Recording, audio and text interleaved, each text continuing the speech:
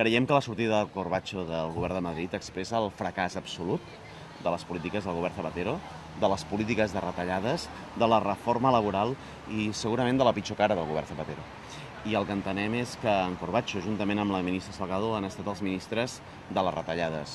Amb la llei d'estrangeria, però especialment en la reforma laboral. Una reforma laboral que ha pretès apropar-nos al Marroc i allunyar-nos a Europa, que entén que hem de sortir de la crisi abaratint l'acomiadament i abaratint salaris.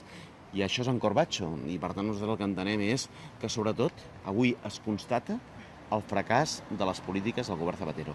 I que aquest fracàs no es solventa fent que el senyor Corbacho torni cap a Catalunya.